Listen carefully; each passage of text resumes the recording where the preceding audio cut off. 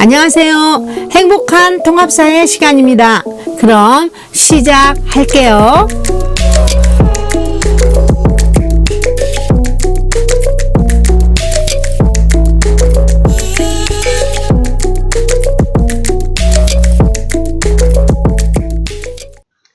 안녕하세요. 잘 지내셨어요? 많은 학생들이 이제 궁금해하고 있습니다. 왜 8단원으로 이렇게 다시 넘어갑니까? 라고 얘기하시는데요. 분명히 교과 게시판에 제가 공지했거든요. 대면 수업이 원활하지 않아서 여러 평가 관계로 인해서 8단원을 먼저 하게 되었습니다. 여러분 이해 바라시고요. 또 5단원 설문지 올려놓았으니까 교과 게시판에 링크랑 있어요. 그래서 9월 14일까지 꼭 설문에 임해 주시기 바랍니다. 피가 되고 살이 되는 문제들이니 꼭 참여 바랍니다. 그럼 행복한 통합사회 수업을 힘차게 시작하겠습니다. 여러분 지난 시간에 우리 이제 다국적 기업의 장단점까지 살펴보았습니다. 그래서 세계화 양상에 대해서 우리가 좀 알아보고 있는데요. 이번 시간에는 세계화 시대에 나타나는 문제점과 해결 방안에 대해서 함께 공부하겠습니다. 첫 번째가 문화적 획일화와 소멸입니다. 세계화에 따라서 이제 우리가 이제 여러 가지가 왔다 갔다 하잖아요. 사람도 왔다 갔다 하고 또 물건도 왔다 갔다 하다 보니까 이것저것 비슷해지는 측면이 굉장히 많이 있죠. 그래서 이것이 이제 뭐 좋은 점도 있겠지만 단점으로도 작용하기가 쉬운데 첫 번째가 바로 이것입니다. 문화가 이제 획일화되고 그에 따라서 소멸되는 그런 문화들이 나타난다고 하는 것이 세계화에 따른 단점입니다. 지금 이제 세계화에 따라서 서구권의 문화가 전 세계로 퍼져나가면서 비서구권의 정치, 사회, 문화 등의 특징이 점점 서구화되고 있다. 그리고 세계화가 되면서 서구식 민주주의 제도나 법체계, 인권의식 등이 민주주의가 발전하지 못한 데 전파돼서 이제 큰 영향력을 발휘하기도 이렇게 했지만, 그죠? 의식주와 같은 일상의 생활 양식이라든가 대중예술의 확산 과정에서 문화적 획일화라고 하는 것이 일어나서 정통 문화의 정체성이 약화되기도 한다는 거죠. 쉽게 얘기하면, 이제 다음에 이제 우리가 문화에 대해서도 배우겠지만, 우리나라 같은 경우도 결혼식을 어때요? 예전에 이렇게 족들이 있고 이렇게 뭐 그 사무관대를 입고 이런 상황에서 결혼식 하는 경우 극히 드물죠.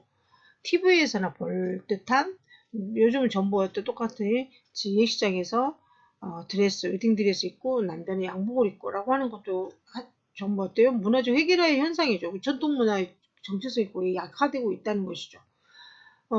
그러면서 어때요? 이러한 전통 문화 중에 하나의 음식 문화의 획일화를 보면, 여러분들 M 보면 아시죠?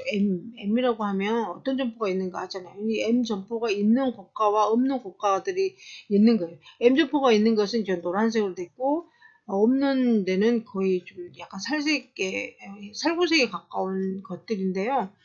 M사의 그런 것들의 모습들이 우리 점포 경관이고, 여기, 중국 매장의 모습도 이러한 모습이고 바레인 매장의 모습도 이 모습이에요. 그래서 어때요? 거의 다 세계에 진출이 이렇게 어느 햄버거 점포가 진출하다 보니까 이렇게 이제 아무래도 이 햄버거 회사가 굉장히 자본력이 어마어마하잖아요. 그래서 이제 세계 곳곳에 진출해서 인기를 끄니까 그 지역에 고유한 음식들이 점차 설 곳을 잃어가고 있다는 거죠. 그래서 이러한 이제 뭐 햄버거라고 하는 거, 이것도 음식 문화 획일화 현상 중에 하나다라고 하는 것도 여러분이 이렇게 보시면 알 수 있겠습니다.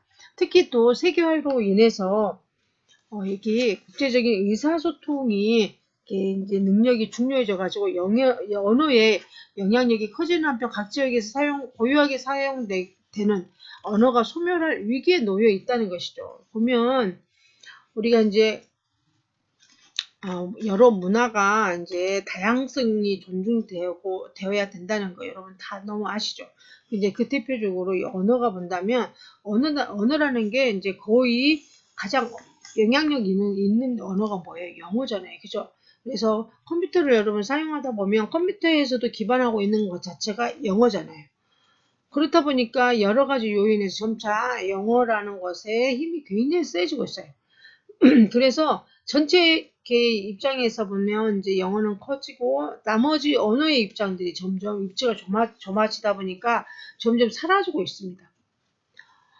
그래서 이제 그것이 뭐 언어의 사멸이다, 언어의 이제 뭐 소멸이다라고 하는데, 이제 우리가 생각하면 뭐 전 세계에서 하나의 언어만 쓰면 좋겠다라고, 그러면 내가 어디를 가든 내가 뭐 자유롭게 의사소통하면 되니까 좋은 게 아닌가라고 생각을 할 수 있지만, 언어라고 하는 것은 이제 그 언어에 다 지식이 다 들어있어요. 한마디로 얘기하면 우리나라도 어, 이제 밥 먹었습니까? 식사하셨습니까? 진지 드셨습니까? 어때요? 같은 밥이라고 해도 어때요? 여러 가지 의미가 다 있는 거죠.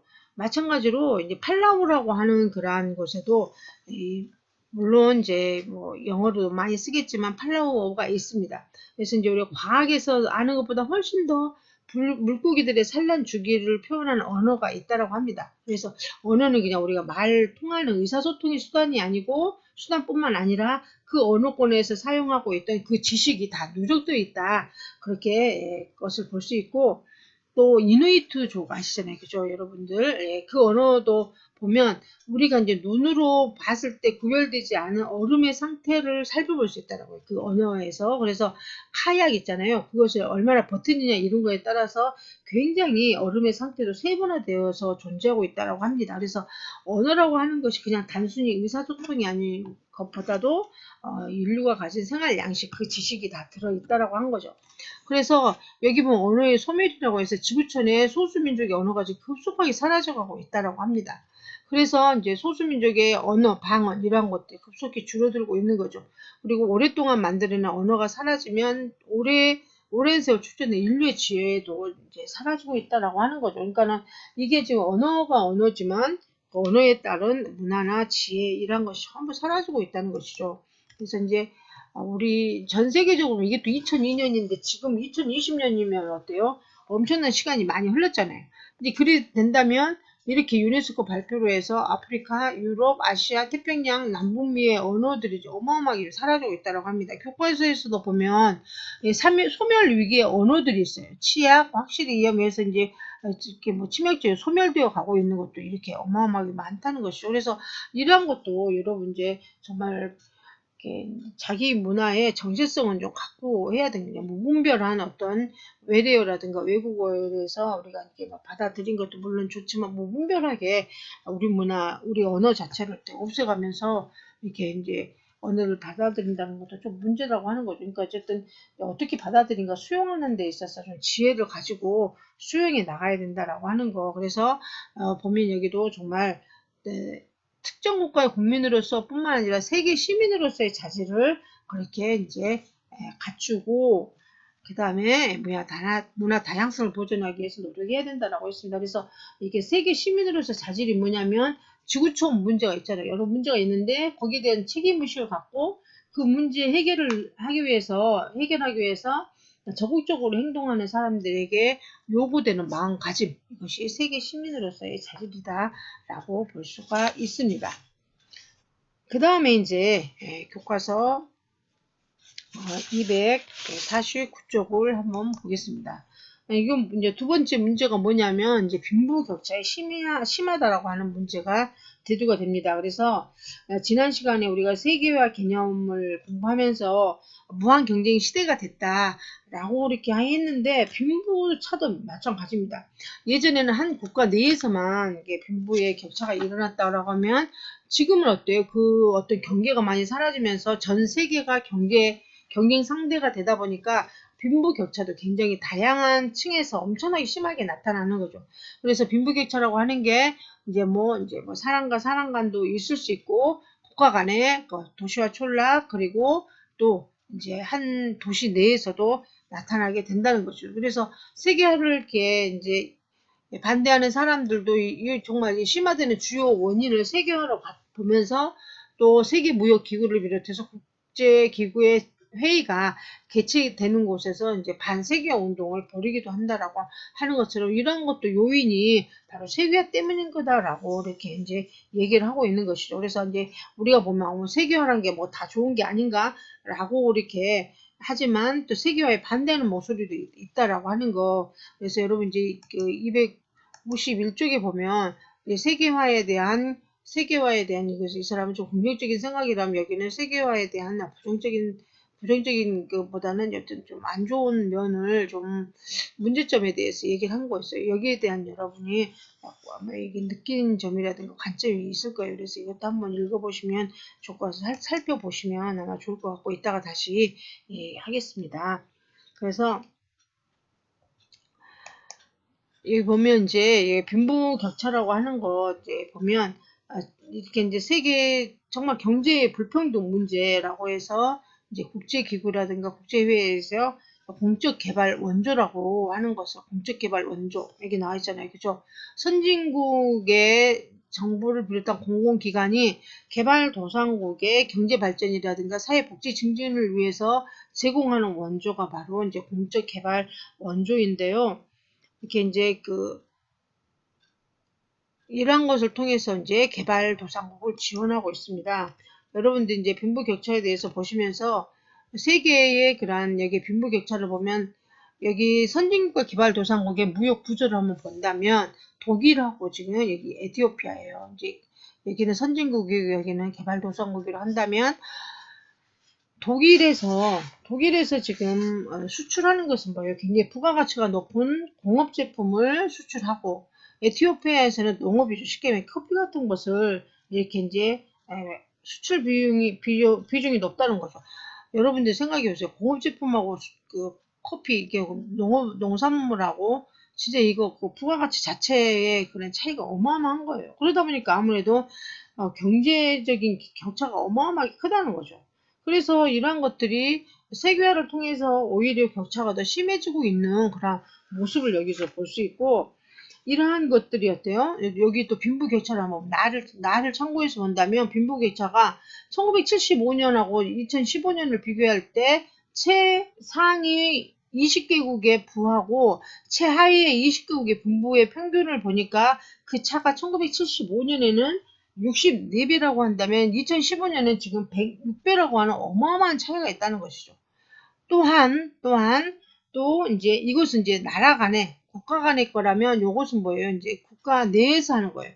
경제개발 OECD 개발기구 OECD 34개국 회원 내외 회원국에서 자기 나라 안에 평균 빈부 격차를 보니까 1900 이렇게 80년대하고 2014년을 비교를 해볼 때 1980년대는 7.2배였다면 지금 7년 전 2013년에는 9.6배라고 하는 것. 그래서 이제 어마어마한 평균 소득의 차이가 이렇게 나타나고 있다라고 하는 거. 그래서 이렇게 하다 보면 어때요? 이러한 문제들이 이제 국가 내에서 빈부격차가 굉장히 과거보다 줄어든 게 아니고 굉장히 커졌다라고 하는 것도 마찬가지고 이것은 세계화로 자유무역이 확대되다 보니까 자본이라든가 기술이 이렇게 풍부한 선진국은 경제에서 유리하지만 그죠? 경쟁에서 개발도상국은 도태되기 쉽다라고 하는 거죠. 그래서 이제 마찬가지로 국가 내에서도 굉장히 경쟁력 있는 산업이라든가 기업에 종사하는 사람들은 소득이 높아졌지만 그렇지 못한 사람은 실직을 한다든가 임금이 줄어든다든가 이렇게 해서 빈부격차가 굉장히 커졌다라고 하는 거 볼 수 있습니다. 그래서 세계 빈부격차를 해소하는 데 있어서 공정무역이 어떤 역할을 한 것인가 라고 하는 거. 그래서 공정무역이라고 하는 거 이제 하는 것이 우리가 본다면 공정무역은 뭐냐면 이렇게 이제 소비자가 생산자에게 정당한 이렇게 이제 가격을 지불하는 거예요. 지불을 하고 거래하는 이제 무역 방식이라고 하는 거죠. 그래서 그런 이제 무역 이익을 개발도상국의 가난한 사람 생산자에게 돌아가게끔 해서 그들이 경제적으로 자립하게 만든다는 거죠. 그래서 그렇게 이제 공정무역을 통해서 세계 빈부격차를 좀 줄여나가기 위한 그런 것을 하고 있다라고 이렇게 하고 있습니다. 그래서 거기에 따라서 무역뿐만 아니고 공정여행까지 본다면 공정여행이란 것도 이제 하나의 어떤 이제 그 나라 사람들에게 도움을 주고자 한 건데 잠깐 살펴보면 공정여행은 여행자의 삶과 문화, 자연을 존중하면서 여행자가 사용한 돈이 지역 사람들의 삶에 보탬이 되도록 하는 여행이에요. 그래서 지역 주민이 운영하는 숙소라든가 식당을 이용할 때 그 개발자가 사용한 돈이 어디에게 그 지역 사람들에게 삶의 보탬이 되고 또 관광 개발로 나타나는 환경 파괴도 최소화할 수 있다는 장점이 있기 때문에 이제 요즘은 공정무역뿐만 아니라 또 공정여행도 많이 생각하고 있다는 거, 그것도 여러분이 한번 좀 기억하시기 바랍니다. 보면 여기 빈부격차 심화해서 여기 개발도상국에 대한 거 지원하는 거 아까 나왔죠? 여기 이제 공적 개발 원조를 통한 개발도상국 지원한다거나 공정무역운동, 공정여행 이런 것도 하나의 해결 방안이 될 수 있다고 보겠습니다. 그렇다면 여러분 250쪽 보면 이제 보편윤리와 특수윤리 간의 그런 갈등이 있습니다. 이게 이제 세 번째에 이제 나타나는 것이라고 볼 수 있는데, 보편윤리라고 하는 것이 무엇인가? 이것은 모든 사회에서 구성원의 행위를 규제하고 사회 질서를 유지하며 통합하는 것이 보편적 윤리죠.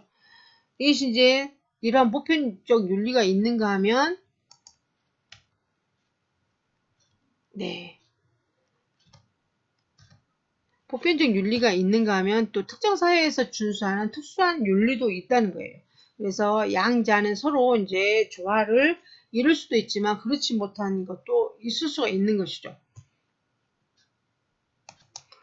왜냐하면 이런 보편 윤리하고 이제 특수 윤리라고 하는 게 같을 수도 있겠지만 또 다를 수도 있다는 것이기 때문에 있다는 것이죠. 그래서 이제 뭐 같을 때야 조화를 이룰 수 있겠지만 그렇지 않을 때는 이제 갈등이 일어날 수도 있다는 것이죠. 이제 뭐 우리가 이제 앞으로 배울 건데요. 문화 상대주의, 뭐 자문화 중심주의 이렇게 배울 때 여러분들 중학교 때 배웠던 거 한번 생각해 보시면 히잡에 대해서 여러분들 정말 어떻게 생각하신가 한번 우리가 이슬람 종교 내에서는 특수한 윤리가 있죠, 그죠?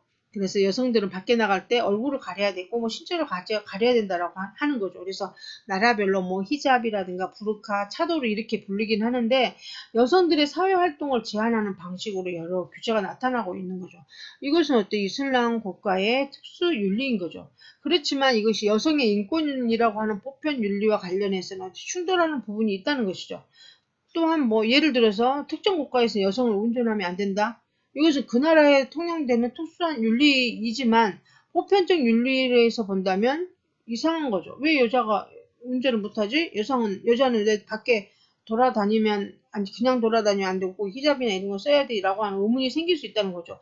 이러한 것이 생길 때 어떻게 해결하는 것이 바람직하느냐라고 하는 거 이제 있는 거죠. 그래서 예를 들면 여러분 여기 사례를 보면 여기 첫 번째 명예살인이 있습니다. 명예살인 이제 어쨌든 이렇게 명예살인에 대해서도 본다면 그 나라에 물론 자기 나라의 어떤 그 종교 문화에 따라서 명예살인이 있다라고 하지만 이것은 이제 특수 윤리에 대해서는 입장에서는 옹호될 수도 있겠지만 보편적 윤리의 입장에서 본다면 생명 존중으로 본다면 이것은 보편적 가치를 훼손한다는 것이죠. 그죠? 그리고 또 히잡의 경우도 마찬가지로 이제 뭐 히잡이다 차도르다라고 하는 게 국가의 전통 의원 양식인데 왜 우리가 뭐 잘못됐어? 라고 이제 자기들 특수한 윤리 쪽에서는 자기들이 이제 옹호를 하겠죠. 하지만은 이제 공공장소에서는 히잡을 써야 되냐 말아야 되냐 프랑스에서 이제 그런 게 굉장히 첨예하게 이제 대립하고 있는 거 여러분 이러한 갈등이 있다는 것도 여러분이 아시면 되겠고요. 그다음에 여기 싱가포르에서도 이제 뭐 태영이라고 해서 있어요. 근데 이제 싱가포르의 법이니까 그것은 뭐 이제 특수윤리 입장이지만 보편윤리 입장에서는 어떤 인간의 존엄성을 또 훼손한다는 것이죠.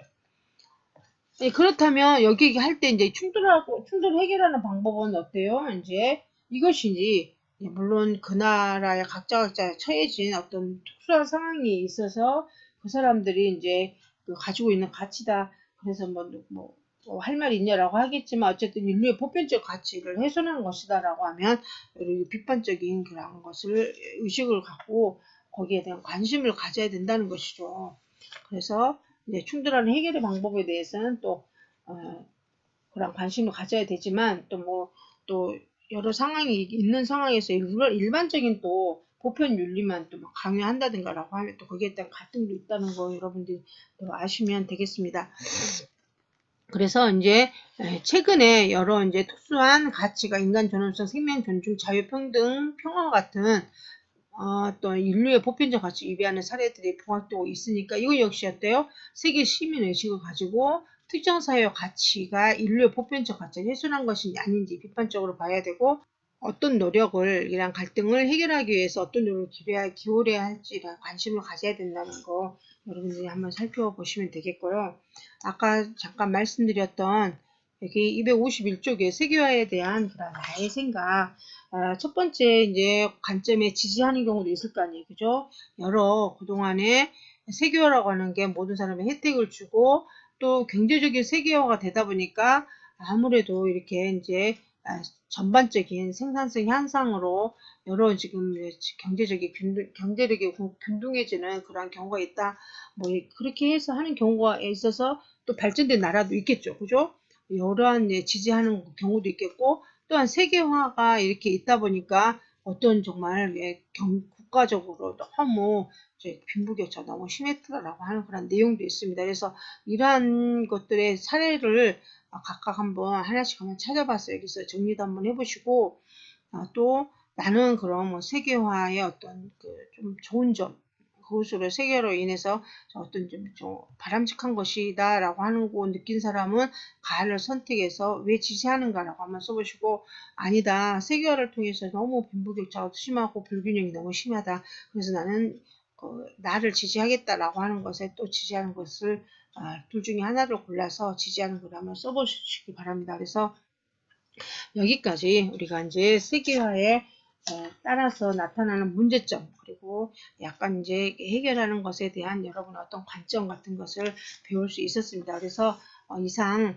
행복한 통합사회 수업을 이것으로 마치겠습니다. 여러분 수업 듣느라고 수고 많으셨고요. 다음 시간에 만나보도록 하겠습니다. 공정무역에 대한 거 교과 게시판에 있으니까 꼭 보시고요. 또 설문지 작성도 같이 부탁드립니다. 여러분 수고 많으셨고 다음 시간에 만나겠습니다. 감사합니다.